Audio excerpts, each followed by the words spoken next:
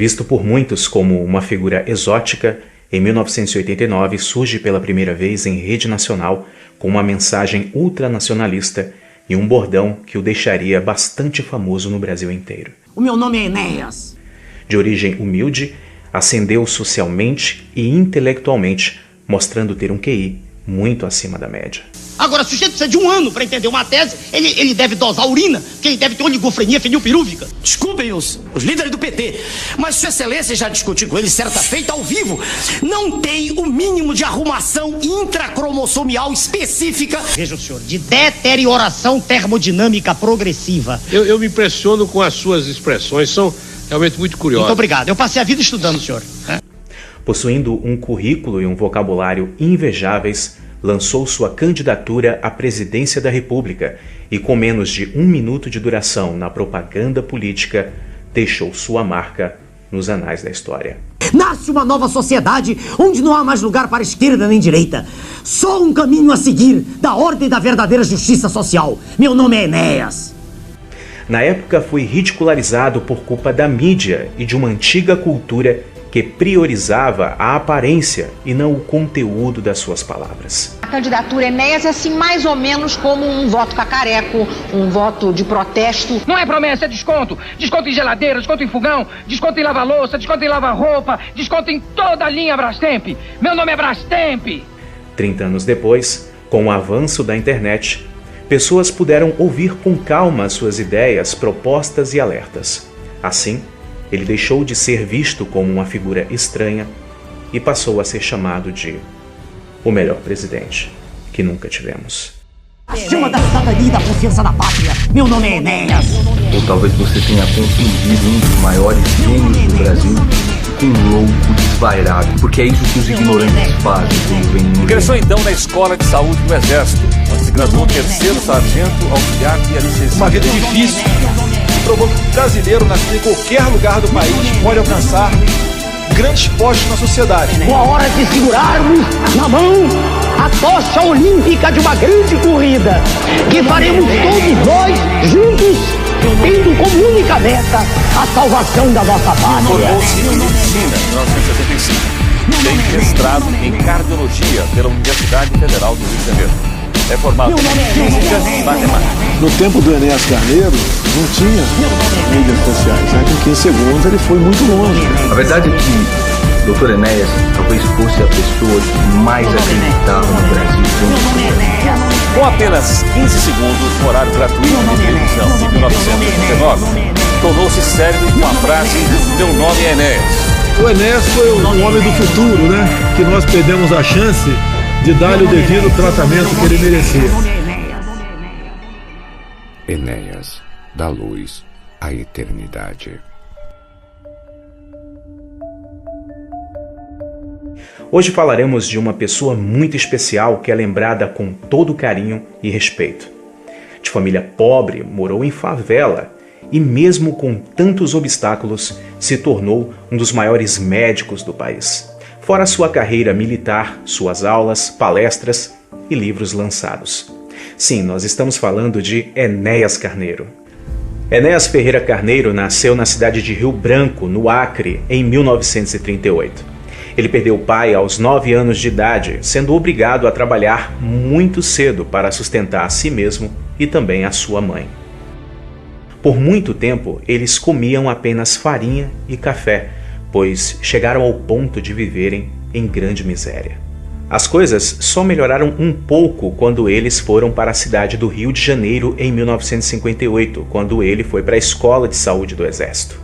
Em 1959, formou-se 3º sargento, sendo o primeiro lugar de sua turma. Ele prestou 8 anos de serviço ativo no Hospital Central do Exército, onde auxiliou diversos médicos em mais de 5.000 anestesias e, inclusive, foi condecorado por isso. Em 1960, iniciou seus estudos na Escola de Medicina e Cirurgia do Rio de Janeiro. Nessa época, ele trabalhou numa construção civil como apontador de obras. Ele também foi tradutor de inglês e chegou a trabalhar em um açougue. E também foi office boy. Em fevereiro de 62, prestou vestibular para a Faculdade de Filosofia, Ciências e Letras, curso de licenciatura em Matemática e Física. Ele foi aprovado em primeiro lugar na Universidade do Estado da Guanabara. No mesmo ano, iniciou a atividade como professor dessas disciplinas, preparando outros alunos para vestibulares. Como estudante, manteve-se afastado de qualquer atividade política, embora manifestasse alguma simpatia pelo marxismo e pelo Partido Comunista Brasileiro, o PCB. Mas amadurecendo, viu que suas convicções estavam distantes daquelas ideologias, optando continuar a ser um conservador. Qual é a ideologia do senhor? O senhor é um socialista? Não, senhor. Se o diálogo estivesse ocorrendo há 30 anos atrás, a resposta seria sim. Eu, naquela época, era um entusiasta da tese socialista. Eu estou falando da palavra socialismo no sentido científico, né? Com a acepção legítima. Ou seja, o Estado detém os bens de produção, né? Sim. E é dono. A prova de um pudim é comê-lo. Quer dizer, a experiência mostrou que se o Estado toma conta de tudo, desaparece a competição e, uma vez satisfeitas as necessidades básicas, quer dizer, moradia, e habitação, comida, a sociedade entra em letargia e não desenvolve. Isso já é notório. Eu não defendo essa tese do acirramento da luta de classes. Eu não gosto desse ponto de vista. Se o assunto do ponto de vista teórico é belíssimo e talvez seja a estruturação filosófica mais bela sobre a vida social no planeta, se do ponto de vista teórico é assim, na prática, infelizmente não funcionou. Eu defendo o regime da propriedade privada dos bens de produção. Em 1965, formou-se médico e pediu baixa no Exército. Em 68, ele se formou em matemática e física, ampliando ainda mais o seu currículo brilhante. Especializado em cardiologia de 75 a 83, passou a ministrar um curso de eletrocardiografia na cidade do Rio e em São Paulo. Em 76, após defender uma belíssima dissertação, se tornou mestre em cardiologia. Em 77, publicou o livro O Eletrocardiograma, obra que alcançou grande reputação nos meios acadêmicos e, inclusive, foi adotada por diversos cursos universitários no país inteiro. O livro fez com que Enéas se tornasse o principal palestrante brasileiro sobre a temática, onde milhares de médicos pagavam para ter as suas aulas. Quando o complexo QRS está positivo, tanto em D1 quanto em AVF, quer dizer, quando existe a positividade em D1 e AVF, nós podemos afirmar que o eixo elétrico está nesta região aqui. Lembram? Estou repetindo para tirar poeira, né? Nesta mesma época, abriu um consultório médico no Rio de Janeiro e, em 1980, ingressou através de concurso público no Hospital do Câncer e no INAMPS. Mas nem tudo na vida de Enéas foi um sucesso absoluto. Na vida amorosa, ele não foi tão bem sucedido como foi nos estudos, passando por 3 casamentos e todos acabaram em divórcio. O lado positivo é que desses 3 relacionamentos vieram as suas 3 filhas. Bom, e como Enéas foi parar na política? Sou professor de cardiologia. Registrei no 2º ofício, em Brasília, um documento afirmando que, se não for eleito, não serei candidato a qualquer outro cargo em nenhum escalão do poder.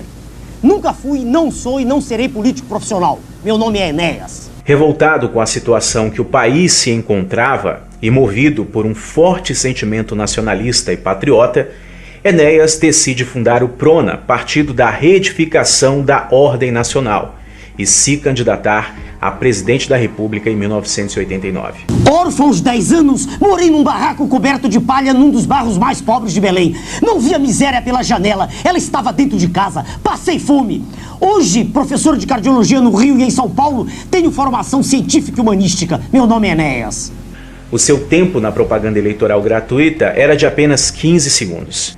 Seu curtíssimo programa era feito com uma fala rápida e um discurso inflamado e nacionalista, terminando sempre com aquele bordão famoso que todos nós conhecemos. Meu nome é Enéas, meu nome é Enéas, meu nome é Enéas, meu nome é Enéas. Apesar de toda a jogada maldosa de muitos jornalistas e do pouco tempo de propaganda eleitoral, o então desconhecido político conquistou mais de 360 mil votos. Para uma época sem internet, com apenas 15 segundos e ainda sendo difamado pela grande mídia, cá para nós é muita coisa.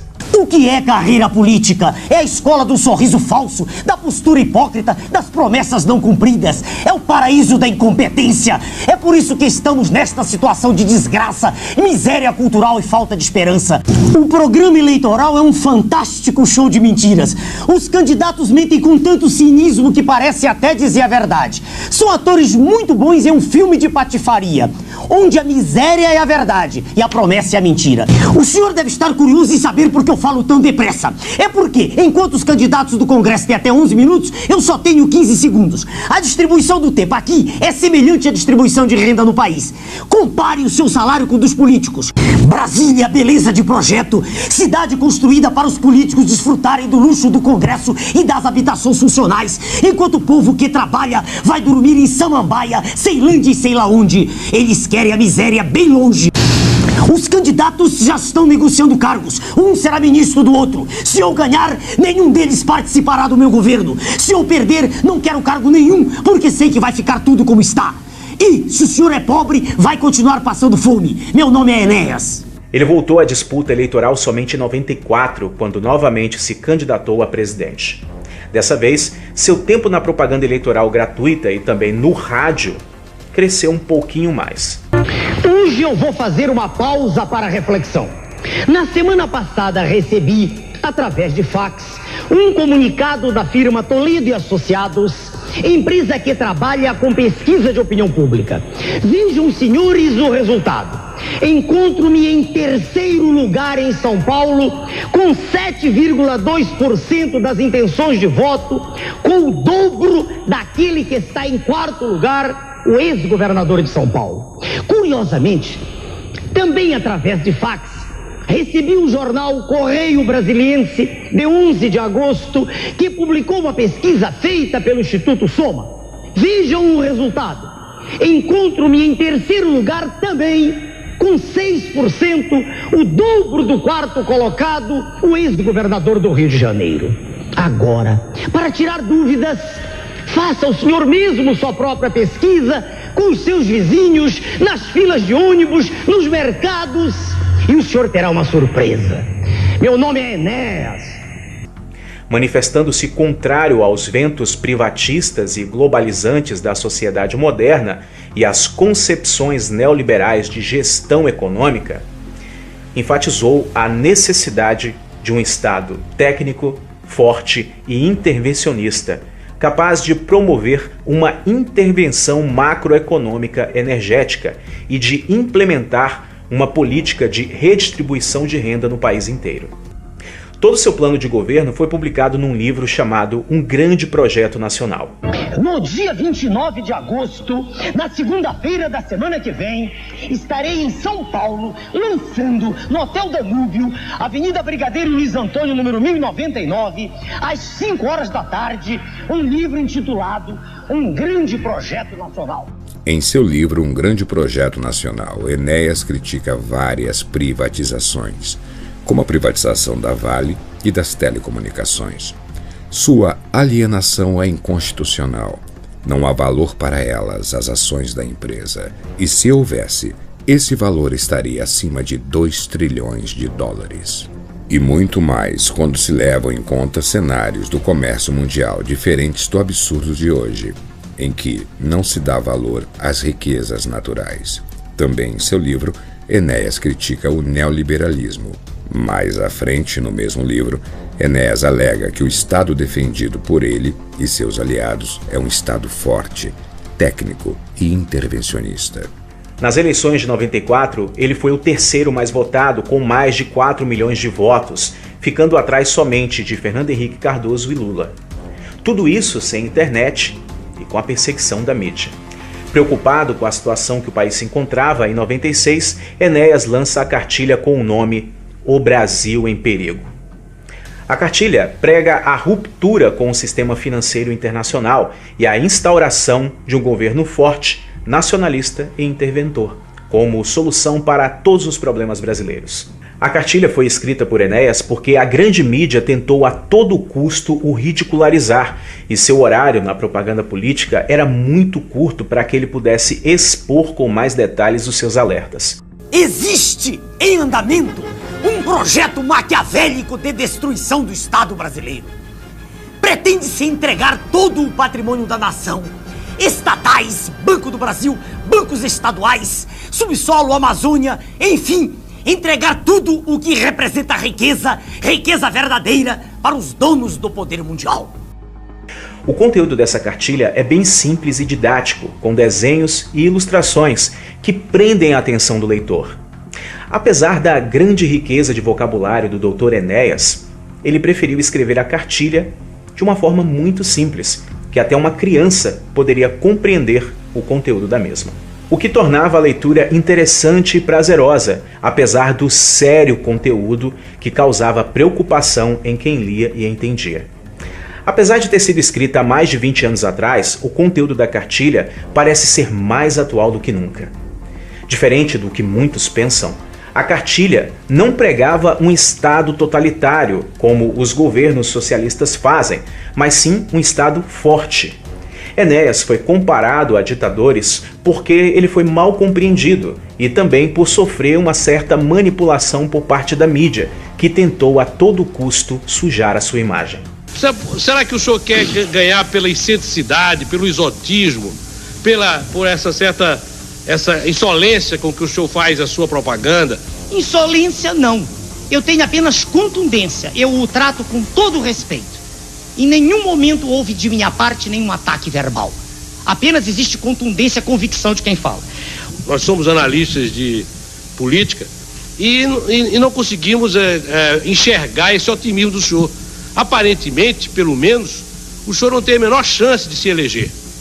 Os senhores são analistas de política. É um direito que os senhores têm de pensar que eu não tenho chance nenhuma. Um direito que os senhores têm.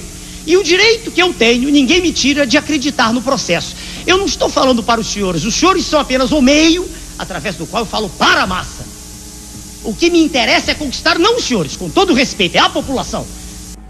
Enéas pregava um Estado com poucos impostos. No entanto, ele acreditava que o Estado precisava ser forte para impor ordem e respeito, assim como acontece em países de primeiro mundo. Eu conheço o assunto. Eu digo, senhor, eu defendo o regime capitalista. Só que eu não aceito dizer-se que no país existe mercado livre. Isso não existe, isso é mentira. O que existe aqui é um regime de oligopólio em que suas excelências, os grandes empresários, ditam os preços do produto. Então, eu digo, o senhor diz assim, mas o senhor vai aceitar que o Estado interfira? Sim, eu aceito. Eu não vejo como, nesse oceano, né, de incompreensão em que nós vivemos, eu não vejo como, se nós não tivermos um pulso firme no governo, se possa chegar a algum acordo. Eu não entendo. Eu vejo um oceano, eu vejo o barco à deriva a cada instante. É assim que eu vejo. Então, eu aceito o regime capitalista, a propriedade privada dos bens de produção. Eu insisto nisso. Nós defendemos a livre concorrência. Mas não a livre concorrência internacional. O senhor acha que tem que proteger a indústria nacional, por exemplo? Eu disse isso porque eles também fazem lá fora. Vamos devagar. O neoliberalismo é só para o subdesenvolvido. Porque eles defendem. O Japão se defende, os Estados Unidos se defendem, a Inglaterra se defende, a Alemanha, todos se defendem naquilo que é estratégico para eles. Então nós temos que nos defender. A abertura completa e incondicional é suicídio. Quando nós vendemos o nosso manganês, nós entregamos todo, nós estamos abrindo mão de uma reserva estratégica. Foi comprovado que a maioria das pessoas que leram a cartilha cogitaram ou votaram em Enéas nas eleições de 98. Com cerca de mais de 1 milhão de votos, Enéas ficou em 4º lugar no pleito eleitoral de 1998, que foi vencido por Fernando Henrique Cardoso, que se reelegeu. Esse foi um dos períodos que Enéas mais tentou alertar o povo brasileiro sobre o interesse mundial na Amazônia. A nossa Amazônia ocupa metade da área do território nacional. Floresta, bacia hidrográfica, potencial energético, riquezas do subsolo, tudo lá é gigantesco. A Amazônia faz de nós o país mais rico do mundo e essa é a verdadeira razão porque se fala tanto no exterior na internacionalização da Amazônia. Vamos acabar com essa farsa, vamos defender o que é nosso, vamos proteger a Amazônia dos alienígenas, tamponando todas as vias de acesso ao seu interior, inclusive o espaço aéreo, para acabar com a evasão de suas riquezas. A despeito de ter declarado em 1990 que não se candidataria a nenhum outro cargo eletivo a não ser a presidência da República, em 2000 ele se candidatou à Prefeitura de São Paulo, mas não foi bem sucedido. Teve apenas 3,5% dos votos válidos, enquanto Paulo Maluf, do Partido Progressista, e a Marta Suplicy, do PT, passaram para o segundo turno. E aí, a candidata petista venceu. O PRON é o único partido que tem a palavra ordem no seu nome. E é essa ordem que, se eleito, eu porei na administração de São Paulo. Candidato a prefeito, meu nome é Enéas, 56. Senhora, dona Marta, eu estou acostumado a falar em 30 segundos. Quero ver como a senhora responde em 30 segundos. Vou dividir o tempo em 3 perguntas. Não, não é possível, é uma pergunta só. A senhora escolhe qualquer uma das 3, senhora, se eu gostar. Sobre o distrito de Marcilac, aqui em São Paulo, eu quero que a senhora me responda qual o maior problema do ponto de vista de índices de bem-estar social, do seu ponto de vista, como resolvê-lo. A senhora escolhe sobre a potamografia de São Paulo e os problemas dela decorrentes para o município, qual a solução que a senhora propõe? Eu não estou sorrindo, dona Marta, estou lhe perguntando. A terceira é uma pergunta bem simples, se a senhora souber. Por favor. Qual é a composição, senhora, do ar atmosférico de São Paulo? Sou professor de cardiologia e vivo do meu trabalho. Nunca tive e não tenho nenhum cargo político. Porém ordem na casa. Sou candidato a prefeito. Meu nome é Enéas, 56. Nas eleições de 2002, ele elegeu-se deputado federal por São Paulo com a maior votação da história, quase 2 milhões de votos. Assumiu o mandato em fevereiro de 2003. Sou candidato a deputado federal. Meu nome é Enéas, 56. As pesquisas já confirmaram que eu serei o deputado federal mais votado da história do Brasil.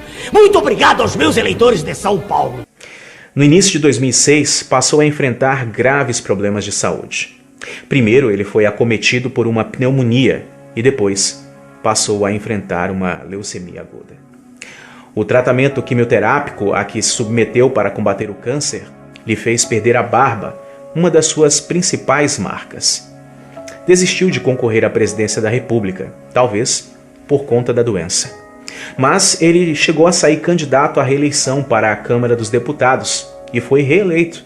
Em outubro de 2006, ele teve 387 mil votos. Sou deputado federal, com barba ou sem barba, meu nome é Enéas.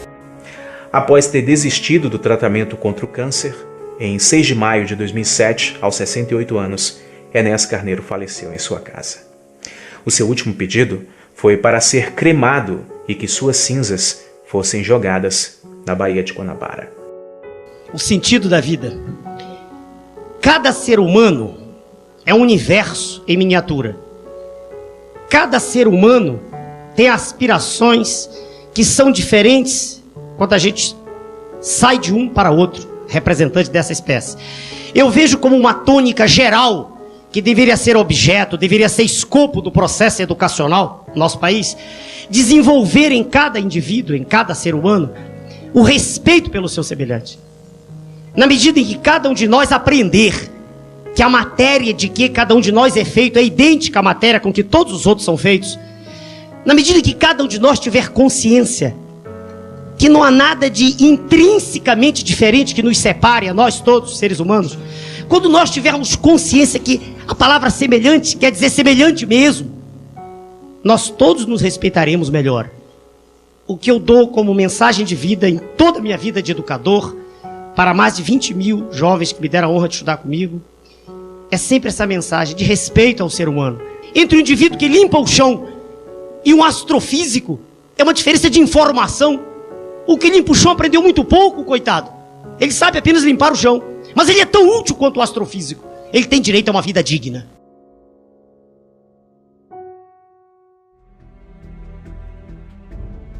Sua matéria se foi, mas o seu legado continua mais vivo do que nunca. Lamentavelmente, muitas pessoas só conseguem enxergar o brilho de uma estrela porque ela está distante.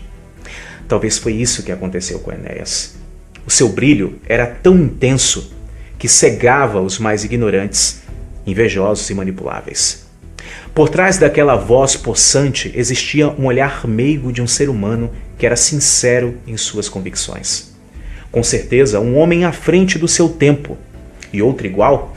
Quem sabe daqui a uns 100 anos, ou talvez nunca. Talvez o Brasil não mereça. Se a internet fosse popular nas décadas de 80 e 90, muito provavelmente ele teria sido eleito. Ou talvez não, pois a maldade e a ignorância são atemporais. Mas ainda assim, ele teria pelo menos uma disputa eleitoral justa. Antigamente, muitos o olhavam como uma figura estranha. Hoje, é visto com carinho, respeito e saudade de uma coisa que nunca vivemos. Até seu estilo barbudo, que era visto como inadequado para a época, se tornou moda nos dias atuais. Hoje, ele não pode ouvir nossos pedidos de desculpas e tampouco cheirar as flores que gostaríamos de lhe dar. Mas, todas as vezes que sentimos um arrepio ao ouvir o bordão "Meu nome é Enéas" e compreendemos o conteúdo da sua mensagem, um grande objetivo que ele tanto desejava foi alcançado: a proliferação de um sentimento nacionalista e de amor à pátria.